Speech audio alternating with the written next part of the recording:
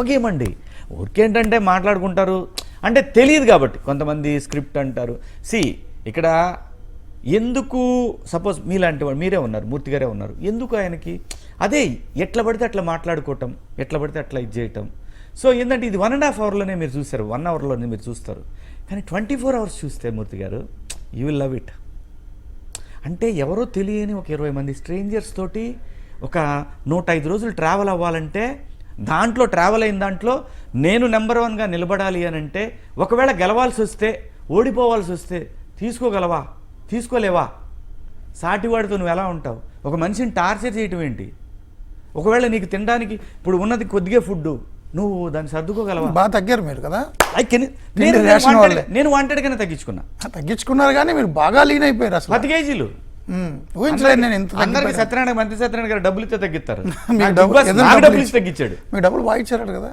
సరే ఇది సోకిపోయినప్పుడు ఇస్తారండి. మన ఉన్న వాళ్ళల్లో ఎక్కువ కొంచెం ఇమేజ్ ఉన్నారండి. ఏదైనా కానండి ఇచ్చారు, అదంతా వైటే ఉంటుంది, మనమేమి చెప్పాల్సిన అవసరం లేదు, గట్టిగానే ఇచ్చారు. అదే దానికి ట్యాక్స్ కట్టాల్సిందే. బిగ్ బాస్ విన్నర్ ప్రైజ్ కంటే మీ రెమ్యునరేషన్ ఎక్కువ అని. అరే ఏదైనా సార్ అది ట్యాక్సులు కట్టాల్సిందే, వైట్ మనీ వస్తుంది, జిఎస్టీ కట్టాల్సిందే, దాని గురించి ఏం ప్రాబ్లం లేదు. మంచిగానే ఇచ్చారు. దానికంటే గొప్పగా చూసుకుని ఒక మనిషి దెబ్బ తిండి లేకపోయినా బతికారని కాఫీ గురించి పిచ్చేయండి సార్. కాఫీ పెంట పెంట చేసినట్టున్నారు హౌస్. కాఫీ నాకు రెండో పెళ్ళాం సార్, 100%. ఇప్పుడే నేను వచ్చినప్పుడు ఏమడిగాను, మన వాళ్ళని అడిగా కాఫీ అని ఉందంటే సార్ క్లోజ్ అయింది సార్ అన్నాడు.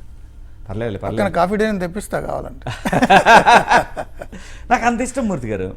సో అలాంటి కాఫీ లేదు అని సిగరెట్లు ఇస్తుంటే ఎలా ఉంటుంది మనకి? ఏంది మనకు నచ్చదు కదా. పక్క రాష్ట్రానికి పైసలు ఇచ్చి మన రాష్ట్రానికి ప్రత్యేక దిగిపోతే ఎలా ఉంటుంది మనకి? అదే చేశారుగా పోరాటం, నెక్స్ట్ లెవెల్లో ఉంటుంది కోపం. సో దాన్ని బిగ్ బాస్ ఏమన్నా ప్రాంక్ చేయమన్నాడు. ప్రాంక్ కాదు, మీరు నన్ను ఇంప్రెస్ చేయండి అన్నాడు. అంటే ఒక ఆర్టిస్ట్గా ఆయన అన్న మాటను నేను అర్థం చేసుకొని నా ప్రాంక్ నేను చేసేసాను. లోపల బంగాల్నే మ్యాక్సిమం అండి మొత్తం అందరూ నా గురించి ఆలోచించేట్టు చేశాను అది. అవును. లోపలికి వెళ్ళిన తర్వాత కాఫీ ఇచ్చాడు ఆయన. సో వీళ్ళకి తెలియదు, ఎవరికి తెలియదు, వాళ్ళకి తెలియదు, హౌస్ మేట్స్కి తెలియదు, అవడే తెలియదు. అందుకే అంత కోపం విసిరేయడం అవన్నీ చాలా చేస్తారు. వాళ్ళందరికి కూడా ఏంటంటే కంటెండర్కి ఈయన ఎలా వచ్చాడు, ఏమాడాడు ఈయన అని అనుకున్నారు ఫస్ట్ వీక్. అది బిగ్ బాస్ అంటే ఇప్పుడు మీరు కొంతమంది గేమ్స్ ఆడి మేము చాలా నా దగ్గర మేము గేమర్స్ అది అని లోపల ఒక రకమైన ఆనందం పొందుతుంటారు. బిగ్ బాస్ అనేది గేమ్ షో కాదు, లైఫ్ గేమ్. ఈ చిన్న చిన్న ఆటలు ఎందుకంటే చిన్న రిలాక్సేషన్.